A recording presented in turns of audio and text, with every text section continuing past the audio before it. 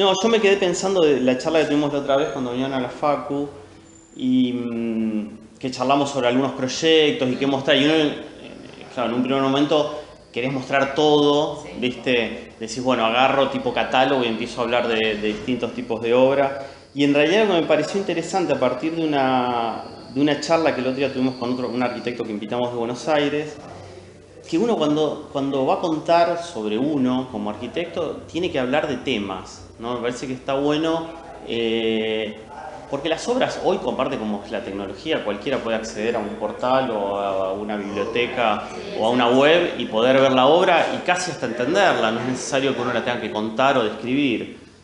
Y me parecía que estaba bueno por ahí hablar de un tema que por ahí no está explícito en lo que uno puede Sí. llegar a ver.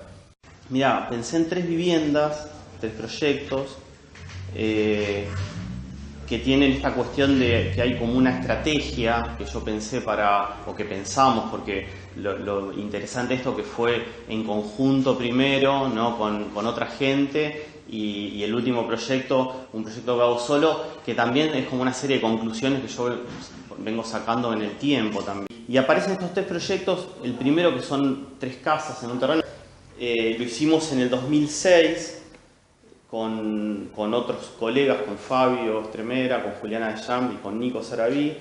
Y realmente fue una experiencia buena la de este proyecto porque lo que había que pensar era cómo vivir fuera de la ciudad, del casco urbano, a partir de un lote que nacía a partir de una subdivisión de una antigua quinta en Citibel.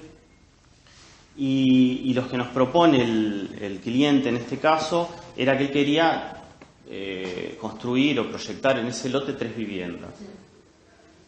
Claro, entonces surge automáticamente decir, bueno, ¿cómo se subdivide? Un lote que tenía 34 metros por 45, el frente era de 34 metros, el norte estaba atrás, y era es un área como muy descampada, con mucho verde, con casi en ese momento eran casi todas casas quintas, y este loteo estaba vacío, éramos los primeros prácticamente que íbamos a proyectar y a construir algo ahí.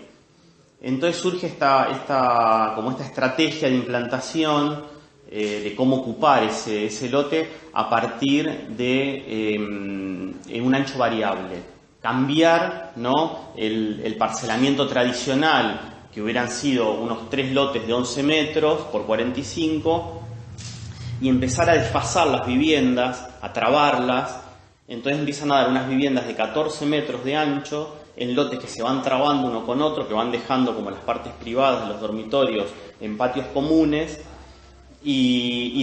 Entonces eso era un grado de libertad que también teníamos para poder jugar con esta estrategia de trabar las casas y generar estas cuestiones con estas perspectivas cruzadas y estos patios que van dando espacios de intimidad para los dormitorios y la casa abierta hacia las grandes vistas pasantes en cada uno de los lotes.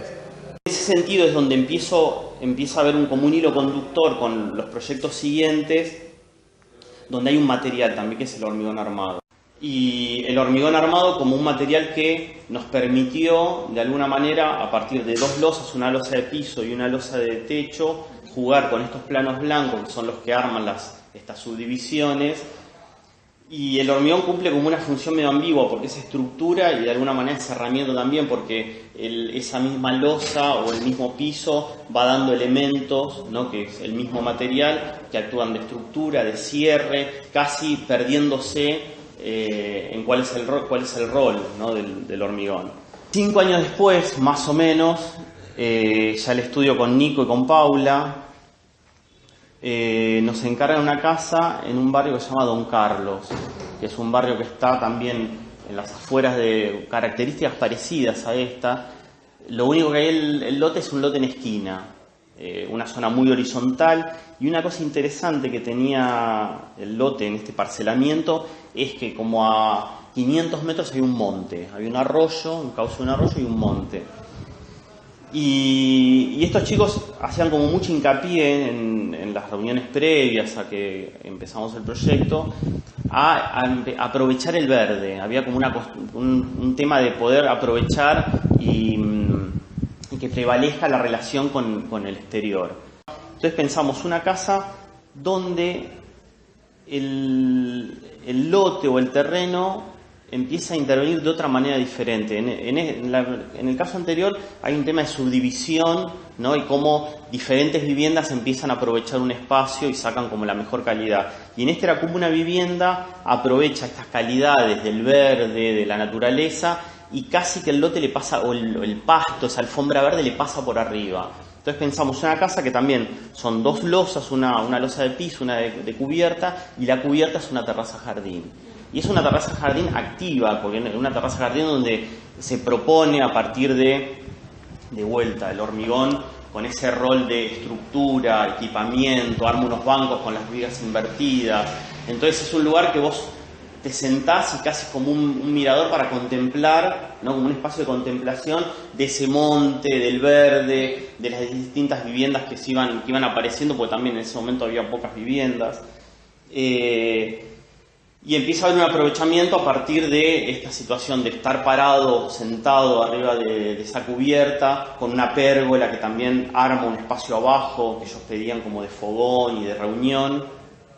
Un patio que es como el nexo entre esa planta baja con los semicubiertos y con el lugar de reunión y ese parque, ¿no? En un primer nivel, que en realidad empieza a tener como ciertas cuestiones similares, estratégicas a cómo abordar un lote de otras características, en una zona parecida, no una zona suburbana, pero un lote en esquina, que los bordes estaban mucho más libres. Estas casas tenían como ciertas limitaciones porque aparecían obviamente el resto del loteo.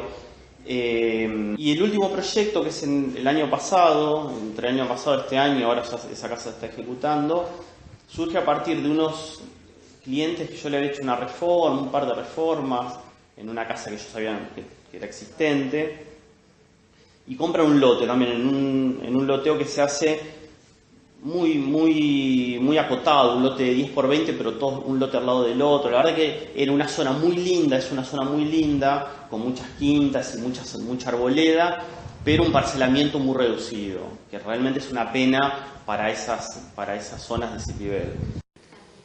Entonces me pongo a pensar a ver cómo era el mejor aprovechamiento, y yo de vuelta pensando en cómo ganar esa relación con el verde, ¿no? Ellos también tenían como una cosa con las visuales, la casa que vivían actualmente no tenía era una casa muy en sí misma, muy cerrada.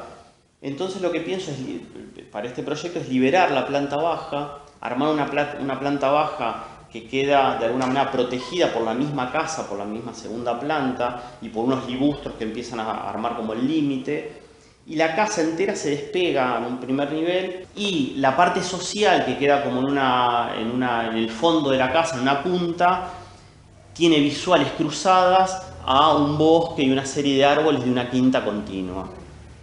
Pero lo interesante es que hay de nuevo una estrategia de cómo abordar en un lote determinadas características, donde el aprovechamiento del espacio verde, las visuales, el sol, ¿no? Como que cada uno de los ambientes tenga la mejor calidad, ¿no?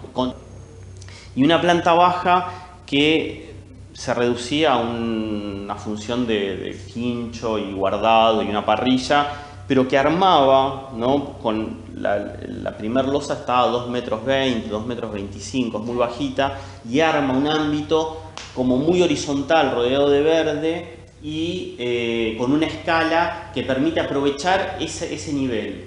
El segundo nivel cambia radicalmente, ¿no? Entonces hay como una sensación de estar subido a los 2,5 metros, 2,40 metros, 2,50 metros, tener una percepción del entorno. Ese era un poco como las tres puntas o las tres estrategias estas para abordar el lote. Después está el hormigón armado, como contaban en las primeras estas tres casas, que se vuelve a repetir en el segundo proyecto, y en este último lo mismo, donde a partir de una cinta de hormigón que sintetiza ese gran espacio que está como flotando, a partir sostenido por 6 columnas, ¿no? Y un elemento que, como no es sostén, tiene como la posibilidad de abrirse y cerrarse para crear los distintos lugares de equipamiento, de depósito, de parrilla. Y lo mismo, un material que acompaña no solo una cuestión estructural de sostén, sino la generación o el estudio de un posible espacio, ¿no? Que es algo que en realidad es algo que no deja de estar nunca. Cuando cualquier cosa que pienso, no solamente una vivienda, un objeto, una mesa, uno plantea una reforma, digo, el material es algo que no es una cuestión de lenguaje ni una cuestión estética, sino que es parte del pensamiento o está dentro del pensamiento de cómo hacer ese espacio.